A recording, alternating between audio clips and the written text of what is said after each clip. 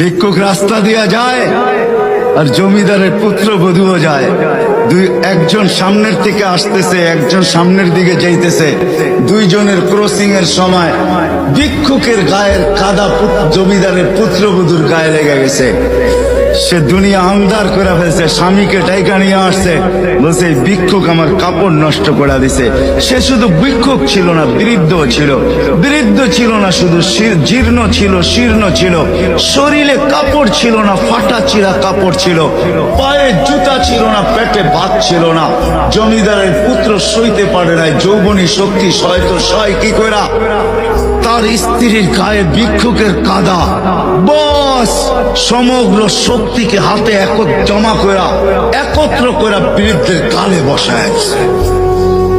বৃদ্ধ কিচ্ছু বলে নাই, শুধু উপরের দিকে তাকায় দুই তিনটা শব্দ উচ্চারণ করছেন।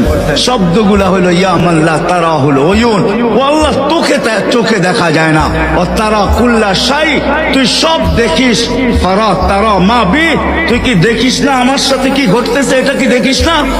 বলতে দেরি যুবক, মরতে দেরি হয় নাই। জমিদার চলে আসছে, প্রতিশোধ নিবে। বৃদ্ধের একদিকে মুচকি হাসি, একদিকে বলতেছে প্রেমের খেলা এমনই হয়।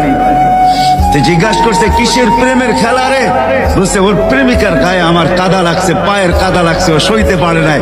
যৌবনী শক্তি দিয়ে আমার বৃদ্ধ গালে বসায় দিছে। আমাকেও একজন ভালোবাসে, সেও সইতে পারে না, সেও সইতে পারে না। ও তো থাপ্পড় দিয়া খেলতো, সে জান নিয়ে নিছে, জান।